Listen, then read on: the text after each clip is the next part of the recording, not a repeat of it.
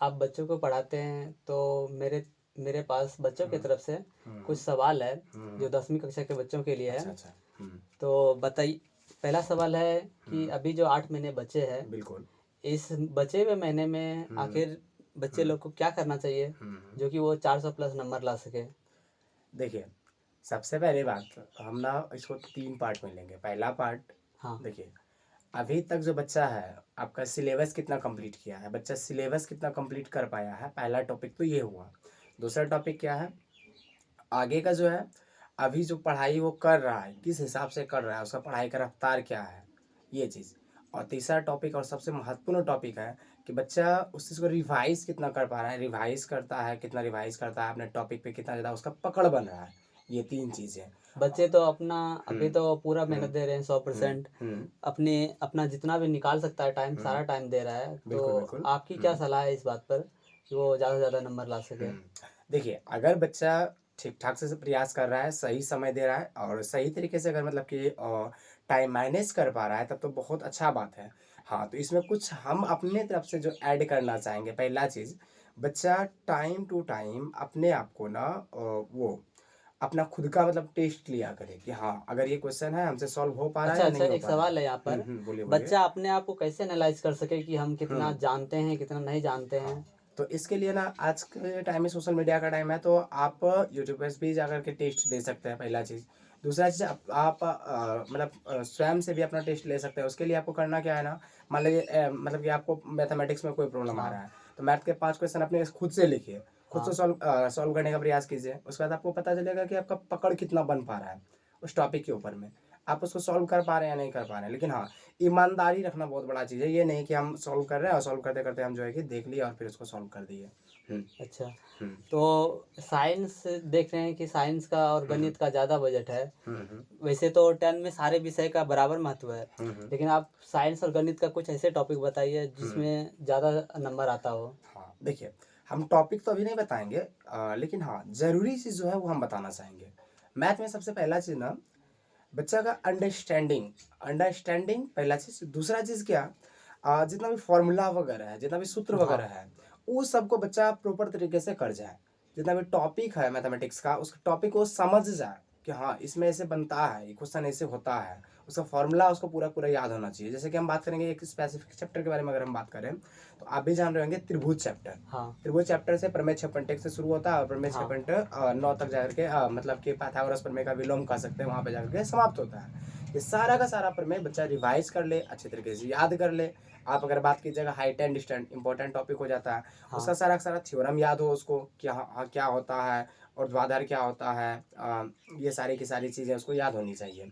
और जहाँ तक बात करते हैं साइंस में, तो साइंस जो है ना, एक ऐसा सब्जेक्ट है कि इसमें अगर आप मेहनत कर रहे हैं तो फुल में फुल मार्क्स ला सकते हैं, और मैथ में फुल में फुल मार्क्स ला सकते हैं, क्योंकि साइंस में सारा का सारा थ्योरेटिकल चीज़ के बारे में आप पढ़ रहे होते हैं। यहाँ पे भी आपका दिमाग बोल सकते हैं ना कि अंडरस्टैंडिंग आपका कितना है, ये बहुत मायने रखेगा। अगर आप किसी थ्योरी को पढ़ रहे हैं, उसको समझ पा रहे हैं, जैसे कि मान लीजिए एक छोटा सा कोई टॉपिक लेते हैं, रासायनिक अभिक्रिया। तो ठीक रासायनिक है। अभिक्रिया अगर आप बुक में देखिएगा तो सब बड़ा सा परिभाषा है, लेकिन एक लाइन में अगर बोला जाए, कोई भी दो तत्व आपस में अभिक्रिया करके एक नए तत्व का निर्माण करते हैं, बस ये हो गया आपका रासायनिक अभिक्रिया। ठीक ना, तो मतलब उसको समझने का तरीका, ये हाँ। चीज़ बहुत मायने रखता है। अच्छा, बच्चों का सवाल है कि हम्म बहुत सारे बच्चे जैसे कि हम देख रहे हैं हम्म संस्कृत में हुआ, हम्म और और जैसे संस्कृत में ज़्यादातर फेल होते हैं, तो हम्म इसके बारे में आप क्या सलाह देना चाहेंगे। हम्म संस्कृत के विषय के बारे हम्म में आप क्या चाहेंगे कि बच्चे लोग ऐसा करें कि वो उसमें भी पास हो जाए। हम्म। देखिए, संस्कृत सबसे पहले ना, संस्कृत में अगर ऐसा कोई उनको प्रॉब्लम आ रहा है, तो सबसे पहले संस्कृत का जितना भी टॉपिक है, तो सारा का सारा याद करना तो हम कहेंगे एक तरह से डिफिकल्ट हो जाएगा, क्योंकि अभी के टाइम में ना संस्कृत का उतना ज़्यादा वेटेज हमारे सोसाइटी में और फिर जाकर के कहीं रहा नहीं। एग्जाम में तो है ना, अंक एग्जाम में है बिल्कुल। मार्कशीट तो 100% का ही आता है, 100% का 100 नंबर आता है, का। इसीलिए हम बात कर रहे हैं इसके ऊपर। बच्चा को सबसे पहले पहले ना उसका जो क्वेश्चन है, एग्जाम मतलब हाँ। बुक का सारा का सारा पोएम हो, कहानी हो, उसको क्या करना है ना, पूरा पूरा अच्छे तरीके से रिवाइज कर लेना है, अच्छे तरीके से याद करने का, मतलब कि हिंदी में उसको समझने का प्रयास करना है, उसको अच्छे तरीके से समझने का प्रयास करना है, सबसे पहला चीज़। उसके बाद जा करके वो मतलब जब उसको समझ पाएगा, तो संस्कृत से हिंदी जब उसको समझ लेगा, तब वो क्वेश्चन आंसर अच्छे से कर पाएगा। हाँ, और कुछ आपका? हिंदी में मैं जैसा कि देख रहा हूँ, बहुत हुँ, सारे ऐसे बच्चे हैं जो कि हुँ, 100 में से 80% नंबर ला रहे हैं। हुँ, तो आप हिंदी के विषय को लेकर क्या कहना चाहेंगे? हुँ। देखिए, सबसे पहली बात अगर हम बात करें, हमारी मदर टंग जो है वो हिंदी है। हाँ, और मदर टंग हिंदी होने की वजह से क्या होता है ना, बच्चा सब मतलब कि हिंदी सोचता है कि हो ही जाएगा। और सही बात है, हिंदी में आप अगर कम भी मेहनत करें तो अच्छा खासा मार्क्स ला सकते हैं। हिंदी के लिए पहला चीज़ आपका वर्तनी सही होना चाहिए। दूसरा चीज़ हाँ। क्या? आपका राइटिंग ठीक-ठाक होना चाहिए। तीसरा चीज़ क्या? आपको उस टॉपिक के बारे में थोड़ा बहुत पता होना चाहिए, ताकि आप उसमें कुछ अपने हिसाब से भी ऐड करके लिख सको। हुँ, राइटिंग की जहाँ तक हुँ, बात है, हुँ, तो बहुत सारे बच्चे का राइटिंग भी खराब होता है। हुँ, अभी तो 8 महीने बचे हैं, अगर हुँ, इन 8 महीनों में ऐसा क्या हुँ, करें हुँ, कि राइटिंग जिसका खराब भी है, वो हुँ, भी ठीक-ठाक लिख सके, हुँ। ताकि वो नंबर अपना ज़्यादा से बिल्कुल, ज़्यादा बिल्कुल। गेन कर सके। हाँ, तो आपकी बात को बिल्कुल हम समझ रहे हैं, क्योंकि हमारे भी संस्थान में कुछ ऐसे बच्चे हैं जिनका राइटिंग बहुत खराब है। तो राइटिंग के लिए सबसे पहला चीज़ हम एक ऐसा रामबाण इलाज बता रहे हैं ना, कि आपका सिर्फ़ राइटिंग से ही नहीं हो रहा होगा। आप उसके मतलब सहायता से कुछ ऑब्जेक्टिव भी याद कर पा रहे होंगे, चाहे किसी भी सब्जेक्ट का हो। तो सबसे पहला काम आपको करना ये है ना, पर डे टॉपिक पे नियमित बना लीजिए। अगर आपके कोई कहीं जा रहे हैं, ऑफ़लाइन संस्थान में जा रहे हैं, हाँ, तो वहाँ पे कम से कम ये नियमित बना लीजिए खुद से कम आप एक बना लीजिए कि 20 से 25 ऑब्जेक्टिव पर डे हम लिखेंगे और सर को दिखाएँगे। आप पर डे। देखिएगा, पर डे ये चीज़ होना चाहिए, क्योंकि 20 से 25 ऑब्जेक्टिव अगर लिख रहे हैं तो वो आपके दिमाग में भी डल रहा है। हाँ, दूसरा चीज़, आप जब उसको लिख रहे हैं ना, तो आपका हैबिट ज़्यादा बढ़ेगा याद करने का। और दूसरा सबसे बड़ा चीज़ जो होगा, आप 25 को लिखिएगा तो 25 को पढ़िएगा भी। हाँ, ये तो है। 25 को लिखिएगा, 25 को पढ़िएगा, फिर आपको पढ़ने में भी समझ में आएगा अच्छा खासा। और दूसरा चीज़, जब आप डेली लिखिएगा ना, तो आपके राइटिंग मतलब अपने आप एक तरह से कह सकते हैं इम्प्रूव होना शुरू हो जाएगा। अच्छा, कुछ हुँ, बच्चों का सवाल है हुँ, कि लिख-लिख के याद करें या फिर डायरेक्ट रट-रट के याद करें? हुँ, तो कैसे याद करें कि ज़्यादा से हुँ। ज़्यादा चीज़ें याद रहे? बिल्कुल, बिल्कुल। ये चीज़ें जो है ना, सब पहली बात तो ये चीज़ें बच्चों के ऊपर डिपेंड करता है कि उसको याद कैसे होता है, पहला चीज़। हाँ, लेकिन मेरा सलाह है कि अगर आप किसी टॉपिक को नहीं समझ पा रहे हैं, तो हाँ, उस जो टॉपिक को ना सबसे पहले आप क्या कीजिए, 1 बार, 2 बार, 3 बार पढ़िए। रटने के लिए हम नहीं बोलेंगे, क्योंकि रटिएगा तो कुछ टाइम के बाद आपके दिमाग से निकल जाएगा। नहीं, हमारा तो हाँ, मकसद है कि हुँ, ज़्यादा से ज़्यादा चीज़ें को हम याद बिल्कुल। रख सकें, हुँ, ताकि एग्ज़ाम हॉल में हाँ, हाँ। ज़्यादा से ज़्यादा लिख सकें। हुँ, हुँ। तो देखिए, इसके लिए सबसे पहली बात है ना, कि आपको मेहनत करना पड़ेगा कुछ ज़्यादा। मेहनत कुछ ज़्यादा करने का कहने का मेरा आशय ये है कि आप जैसे कोई टॉपिक है, आप मान लीजिए याद कर रहे हैं, हम बोले कि आपको याद करके आना है। मान लीजिए आप स्टूडेंट हैं, हम टीचर हैं, आपको आपको पढ़ा रहे हैं। तो हाँ, हम हाँ, आपको बोले कि आपको आज घर जाना है और विद्युत धारा पूरा-पूरा याद करके आना है। विद्युत धारा चैप्टर से जितना भी इम्पोर्टेंट टॉपिक है, सारा का सारा याद करके आना है। ठीक है। तो आप घर गए, घर जाने के बाद पूरा रटने लगे, विद्युत धारा चैप्टर में ये इंपॉर्टेंट टॉपिक है, विद्युत धारा इंपॉर्टेंट टॉपिक है, ओम का नियम, प्रतिरोध, ये सारा का सारा इंपॉर्टेंट टॉपिक है, फिर आप उसको रटना शुरू कर दिए। लेकिन जब आप रटना शुरू करते हैं ना, तो रटने के बाद क्या कीजिएगा ना, सारा का सारा टॉपिक में एक टॉपिक दूसरे टॉपिक से आपको लगेगा कि मिलता-जुलता है। हाँ, मिल जाता है। तो फिर आप उलझ जाइएगा उसमें। इसलिए सबसे पहले क्या करना है, 2-3 बार आप पढ़िए। पढ़ने के बाद उसको समझने का प्रयास कीजिए। अगर समझ में आ रहा है तो वेरी गुड, नहीं समझ में आ रहा है तो क्या करना है, 1-2 बार उसको लिखिए। जब आप लिखिएगा तो और अंडरस्टैंडिंग आपका बढ़ेगा। और जब आपका और अंडरस्टैंडिंग बढ़ेगा, तो आप एक चीज़ पाइएगा कि जो चीज़ अभी आपको बहुत ज़्यादा समस्या क्रिएट कर रहा था, समझे? हाँ, वो चीज़ आपको आसानी से समझ में आना शुरू हो गया, समझे? आसानी से समझ में आना शुरू हो गया। दूसरा चीज़ क्या होगा, भले ही आप एक क्षण के लिए लगेगा कि हम भूल भी गए, लेकिन आपका लिखने का जो हैबिट है ना, तो वो चीज़ आपको अपर लेवल पे हैंड ले जाएगा। मेमोरी बन के रह जाता है वो, बिल्कुल, बिल्कुल। कहीं हाँ, न हैंड कहीं वो मेमोरी। एग्ज़ाम हॉल में बिल्कुल, हमें बिल्कुल। याद आता है। वो बहुत मदद करेगा फिर आपको। क्या हुँ, अभी शॉर्ट नोट्स बनाना चाहिए? जैसे कि हम देख हुँ, रहे हैं कि 8 महीने बचे हैं, हुँ, अगर हुँ, 8 महीनों में शॉर्ट नोट्स बनाने हुँ, जाएँगे सारे विषय का, तो हुँ, शॉर्ट नोट्स बनाने में टाइम खत्म हो जाएगा। हुँ, कहाँ तक शॉर्ट नोट्स बनाना कहाँ हुँ। तक सही होगा? देखिए, शॉर्ट नोट्स के बारे में जहाँ तक आप बात कर रहे हैं, तो शॉर्ट नोट्स बहुत इम्पोर्टेंट होता है। शॉर्ट नोट्स अगर आप चाहें, एक चैप्टर का 1 दिन में क्या, आप अगर चाहें ना, 1 दिन में 1 सब्जेक्ट का नहीं, 6 का 6 सब्जेक्ट का शॉर्ट नोट्स बना सकते हैं। शॉर्ट नोट्स का मतलब ये नहीं होता है पूरा का पूरा लिखना, नहीं। शॉर्ट नोट्स का मतलब आप लोगों ने अलग-अलग टीचर्स का अलग-अलग सुना होगा, लेकिन मेरा जहाँ तक मानना है, शॉर्ट नोट्स का मतलब क्या होता है ना, कि आप सबसे पहले शॉर्ट नोट्स के लिए एक बार पूरा चैप्टर पढ़ जाइए। ठीक है। कम जितना जल्दी हो सके, 1 घंटा में, आधा घंटा में, जितना आप स्पीड से पढ़ सकते हैं। 1 बार, 2 बार, 3 बार उस चैप्टर को पढ़िए।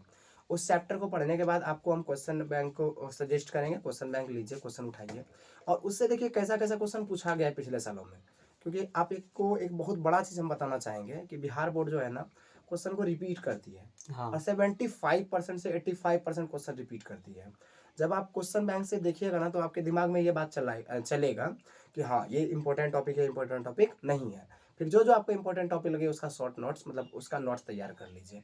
हाँ, ये चीज़ है। तो जैसा कि हम देख रहे, जैसे जब मैंने एग्जाम दिया था तो देखा था कि क्वेश्चन बैंक मतलब बनाने से प्लस में क्वेश्चन बैंक से याद करने से काफ़ी चीज़ें उसमें क्या होता है, हर साल एक ही सवाल ना दूसरे साल में मिलता है। बिल्कुल। तो उससे क्या होता है ना, एक ही सवाल को मैं बार बार पढ़ना पड़ता है या फिर याद करना पड़ता है, काफ़ी मदद मिलती है। आपको क्या लगता है, क्वेश्चन बैंक भी पढ़ना चाहिए साइड से या नहीं पढ़ना चाहिए? देखिए, पहला 2 चीज़ तो हम बोलेंगे इसके ऊपर। अगर संभव हो तो सबम नहीं, क्वेश्चन बैंक बनाने से काफ़ी फायदा होता है बिल्कुल। एक्चुअल में विद्यार्थियों को। हम जान रहे बात को, हम हाँ। खुद बोल रहे हैं कि 70 टू 85% तक क्वेश्चन मतलब 80% तक क्वेश्चन मतलब कि वो करता है, मतलब मिलता हाँ। ही मिलता है।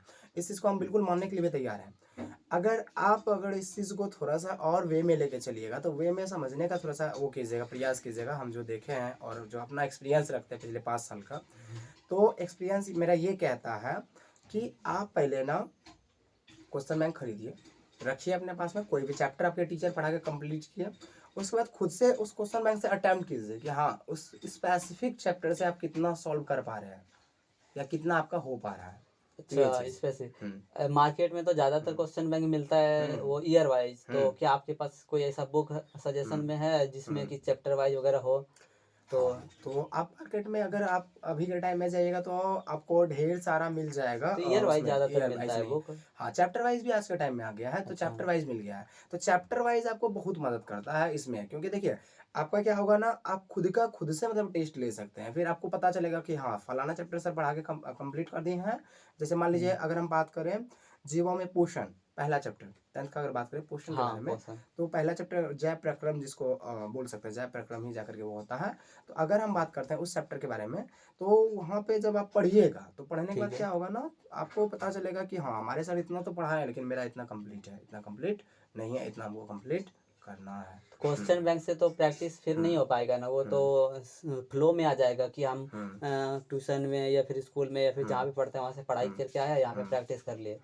तो इस हिसाब से मॉडल पेपर, क्या मॉडल पेपर को भी ट्राई करना चाहिए या फिर उसको टेस्ट में लेना चाहिए? मॉडल पेपर अभी आपके लिए मायने नहीं रखता है, पहला चीज समझिए मॉडल पेपर हाँ, क्या अभी चीज़ है। हमारे पास काफ़ी वक्त है। मॉडल पेपर क्या चीज़ है ना, उसके बारे में पहले समझिए। बच्चा क्या सोचता है कि मॉडल पेपर 500 मॉडल पेपर आता है बिहार बोर्ड का या फिर किसी भी कंपनी का, वो मॉडल पेपर को रट लेंगे और निकल जाएंगे। देखिए बाबू, आप निकल तो जाइएगा, इसमें कोई शक वाली बात नहीं कि आप निकल जाइएगा, आपका बढ़िया नंबर भी आ जाएगा, लेकिन ना फिर आपका टॉपिक के ऊपर पकड़ नहीं हो पाएगा। टॉपिक के ऊपर जो पकड़ होना चाहिए वो नहीं हो पाएगा। इसलिए अगर आप चाहते हैं कि आपको टॉपिक के ऊपर पकड़ बने, टॉपिक के ऊपर पकड़ बने, बेशक। आप जो पढ़े हैं उसमें आपको कितना आ रहा है कितना नहीं आ रहा है, अभी पिछले कुछ सालों में बिहार बोर्ड ने कैसे कैसे क्वेश्चन पूछा है उस स्पेसिफिक टॉपिक से।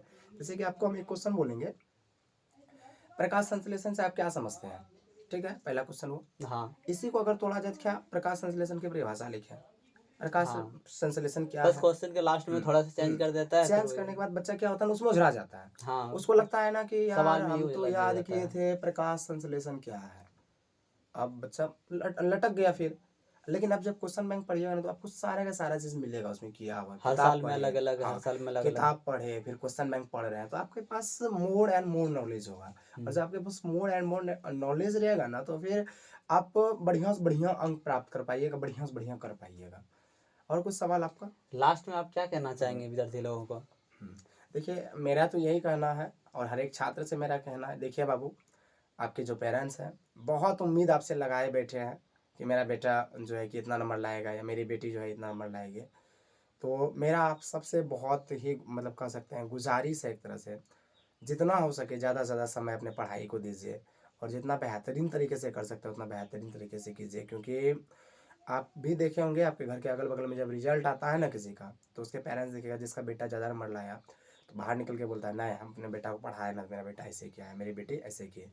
वो मौका अपने माता पिता को भी दीजिए क्योंकि आपके माता पिता भी आपके ऊपर बहुत डिजर्व खर्च कर करते रहे हैं। हैं। बहुत चीज़ ठीक। हमारे पास 3 सवाल था, 3 में से देखो मैं कितने सवाल पूछ लिया।